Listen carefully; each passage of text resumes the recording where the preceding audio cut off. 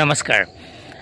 আজিকালি প্ৰায়ভাগ মানুহে এষাৰ কথা কয়, মন কৰিবচোন, যে আজিকালি আপোন মানুহে পৰ হয় বেছি।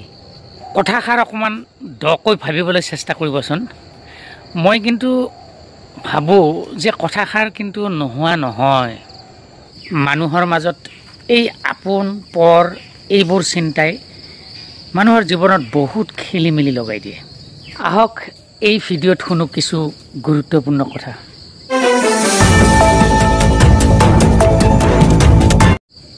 এই যে মানুহে আক্ষেপ কৰে যে আজিকালি আপোনেই পৰ বেছি হয়, এনেকুৱা ধৰণৰ আক্ষেপটোৰ কাৰণ কিন্তু আচলতে দুটা। আপোনালোকে যদি সমাজত এই প্ৰসংগত অকণমান নজৰ কৰে তেতিয়া গম পাব, প্ৰত্যেক মানুহেই দুটা কাৰণত এনেকুৱা ধৰণে আক্ষেপ কৰে।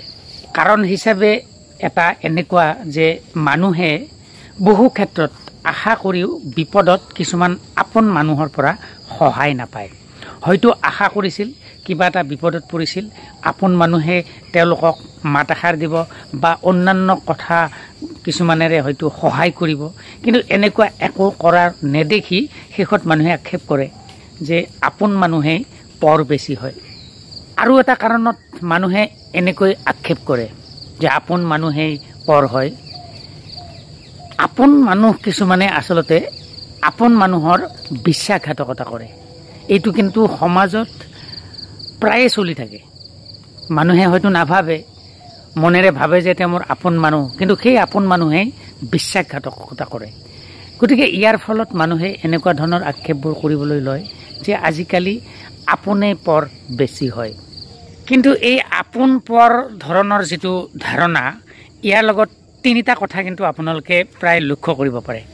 প্ৰথম কথাটো হ'ল, আজিকালি আমাৰ মানুহৰ যিটো সম্পৰ্কৰ দূৰত্ব, এইটো বহুত বেছি হৈ গৈছে। মানে কোনেও কাৰো প্ৰায় খবৰ নলয়েই, তেনেকুৱা ধৰণৰ কথা এটা হৈছে। হয়তো বিভিন্ন মাধ্যমেৰে তেওঁলোকে খবৰ ৰাখে, মানে ঘৰলৈ গৈ বা তেনেকুৱা ধৰণৰ সম্পৰ্ক প্ৰায় কমি গৈছে। এই ৩ নম্বৰ কথাটো হ'ল, কিছুমান মানুহ আপোন হৈ থাকে কেৱল স্বাৰ্থৰ বাবে। এইটো কিন্তু বৰ সৰু কথা নহয়। স্বাৰ্থৰ বাবেহে কিছুমান মানুহ আপোন হৈ থাকে। যদি স্বাৰ্থ পূৰণ নহয় তেতিয়াতো আপোন নহয়, একেবাৰে শত্ৰুৰো শত্ৰু হৈ যায়।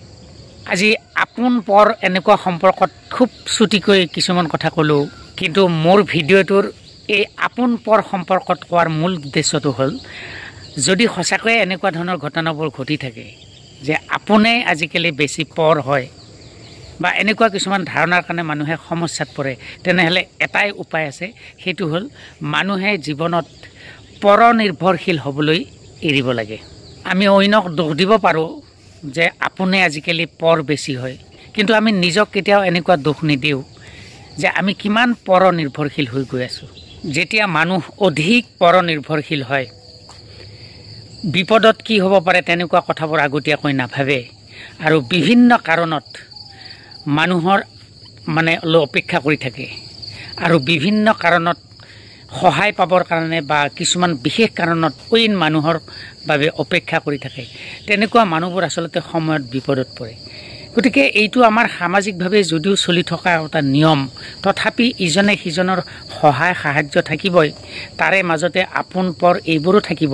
কিন্তু তথাপি মানুহে পৰনিৰ্ভৰশীল হোৱা যিটো অভ্যাস, সেইটো এৰিব লাগে। আপুনি কোনটো পৰ্যায়ত কেনেকুৱা ক্ষেত্ৰত পৰনিৰ্ভৰশীল হয়, এইবোৰ প্ৰত্যেক মানুহৰে জীৱনৰ একোটা একোটা অন্বেষণৰ কথা, বাছ বিচাৰৰ কথা, সেইবোৰ ভাবি লৈ লাহে লাহে আপুনি মনৰ পৰাই আঁতৰাই দিয়ক যে মই এনেকুৱা কথাবোৰত মানুহক বেছি আশা নকৰোঁ, যিমান পাৰোঁ নিজে কৰিবলৈ চেষ্টা কৰিম। তেতিয়া দেখিব, এই যে আপুনি যিটো আক্ষেপ কৰিছে বা সাধাৰণ মানুহে আজিকালি যিটো আক্ষেপ কৰে যে আজিকালি আপোনেই পৰ বেছি হয়, তেতিয়া তেনেকুৱা ধৰণৰ সমস্যাৰ পৰা অন্ততঃ কিছু পৰিমাণে হ'লেও মুক্ত হ'ব পাৰিব। ধন্যবাদ। খুব চুটিকৈ ক'লোঁ কথাখিনি, বুজি পাবলৈ চেষ্টা কৰিব। ইমানতে সামৰিছোঁ।